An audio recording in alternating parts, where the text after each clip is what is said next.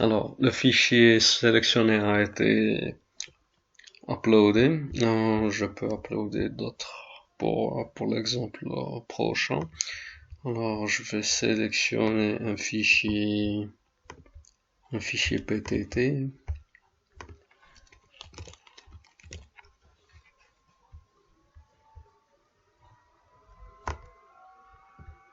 Voilà, un fichier PTT, ça sert à quelque chose.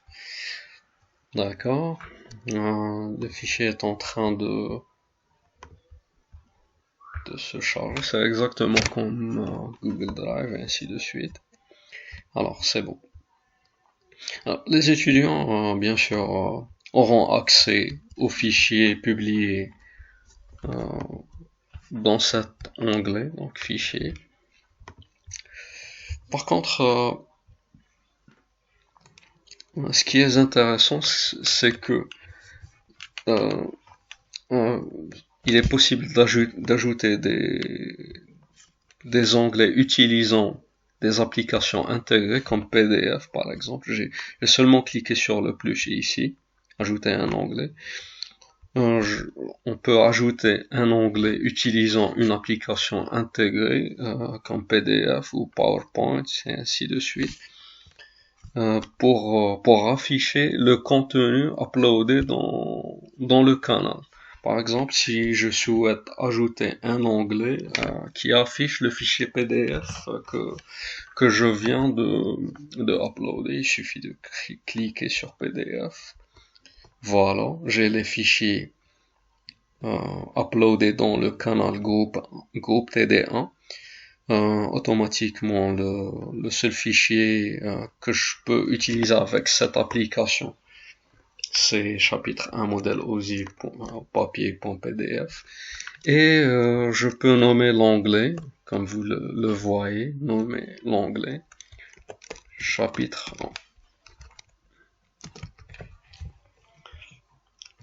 Et puis, il y a une option en bas publiée dans le canal sur cet onglet. Donc, une fois enregistré, un nouveau onglet sera créé qui visualise le contenu du fichier déjà déposé. Et dans Publication, vous trouverez un nouveau onglet ajouté en haut du canal. Donc les membres de ce canal, les membres de l'équipe seront notifiés de l'ajout de ce canal. Non, de cet onglet, de ce support. Par contre, les fichiers uploadés dans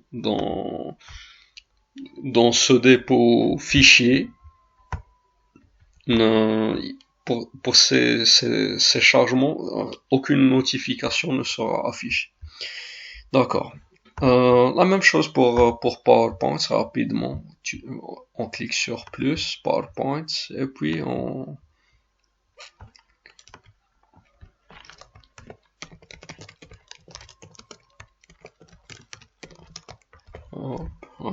présentation chapitre 1. Comme vous le voyez, le fichier sélectionné est un fichier PTT. Les fichiers, bien sûr, sélectionnables, c'est seulement les fichiers partagés dans le canal et non les fichiers partagés dans d'autres canaux. Donc, chaque canal a un espace de fichiers, un espace de dépôt spécial pour scinder le contenu en plusieurs parties.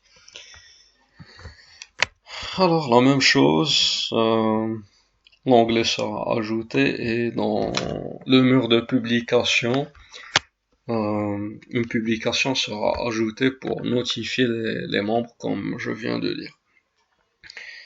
Alors, sinon, les conversations et les publications, tout en bas, démarrer une conversation. Pour personnaliser un peu le contenu de la conversation, il suffit de cliquer sur le A, format. Alors, ici, possible de taguer des gens, par exemple. Taguer des personnes, des individus, ou bien taguer carrément un canal ou là une équipe. Là, j'ai tagué une seule personne, Khalid. Par exemple, si je veux taguer les membres de général,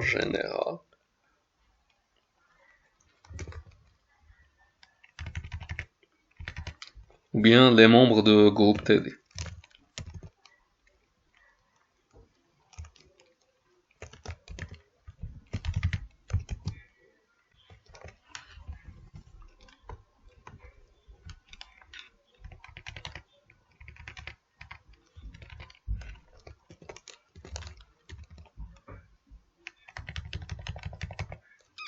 Pardon. Voilà. Il suffit d'écrire, de respecter la case. Donc, quand j'ai mis G majuscule, ça n'a pas marché. Par contre, là, je peux taguer tous les membres du canal général ou tous les membres, pardon, du canal général ou là, du canal groupe TDA. Donc, une fois que je tag quelqu'un dans un message, euh, cette personne ou les personnes concernées seront notifiées dans le volet activité. Voilà. Une autre option, c'est de créer un message important. Pour créer un message important pour les membres du canal ou bien pour une personne, il suffit de cliquer sur les trois points dans le coin et puis sur marquer comme important. Donc marquer comme important. Test message important.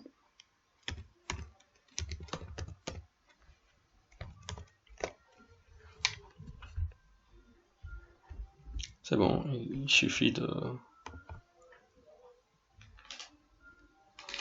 Vous voyez le point d'exclamation à côté pour dire que c'est un message important et automatiquement le message s'affichera comme important dans la file d'actualité de tous les membres concernés.